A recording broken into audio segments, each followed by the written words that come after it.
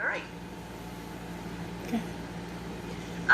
My name is Linda Ballinger, and I work with the Charleston County School District in Charleston, South Carolina, as a prevention intervention coordinator, and I run two programs for the school district and have been a clinical counselor since 1986. So several years, lots of different experiences. So I'm excited to talk with Yasmin about what all we've done. Awesome. So, can you tell me on a daily basis what you do in your job? Okay, right now, I have two primary jobs. One of them is doing a lot of training on de-escalation skills and things like that for teachers and administrators on using your brain and your mind and verbal skills, nonverbal skills to de-escalate students rather than have to get them to a point where they are in an actual clinical setting. So we're trying to reduce that. And the second part of my job is I run the substance use program for the school district. And we've got 85 schools, so anytime a student gets alcohol, tobacco, vaping, substance use infractions, they're referred to my program where I do an assessment on them at intake and kind of see what the steps are going to be next, whether we're going to do motivational interviewing with them for a few weeks, or if I'm going to get them outside counseling help with other issues, because there's so many co-occurring disorders that come with substance use, especially when teens are using so young. Usually there's a mental health issue going on there. What I'm tending to find is it's mostly anxiety or depression.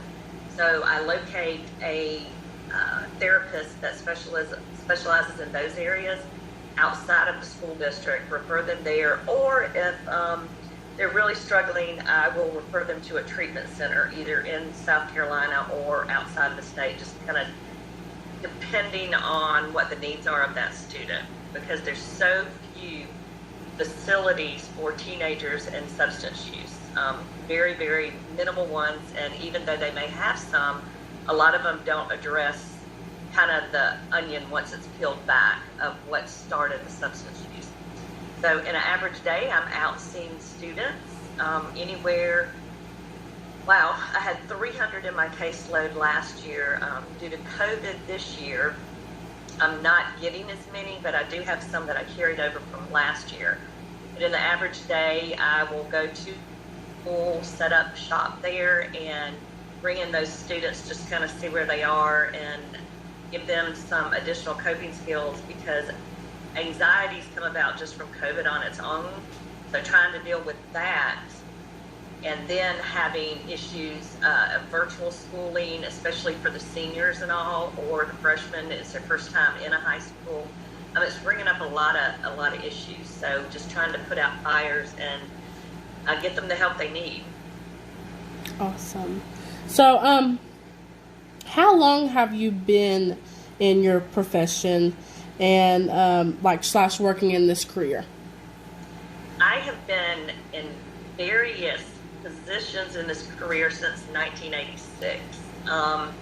I was lucky enough when I first got out of college, I went to work for a clinical psychologist, and he ran a head injury program, which also encompassed stress management and people who have had strokes, different things like that. And part of what I was supposed to do, well, the main part of my job was, back then I was considered a psychometrist, which they don't use that term anymore. I did psychological testing on these individuals, and then we kind of branched out and went into the hospitals. And so I worked with all types of mental illnesses, as well as TBI or traumatic brain injury, but doing a lot of psychological testing on them, from the MMPI to the WISC, the Children's Intelligence Scale, to the WACE. There were so many different things that we did back then, and I'm not sure what they're doing now with that. And then I went into counseling in the 80s, late 80s, early 90s, counseling, and owned my own clinical practice, dealing with people with life-threatening illnesses, primarily HIV/AIDS. That was when it hit. So all of my clients had HIV, and it was brand new. It was very spooky back then, but I did in-home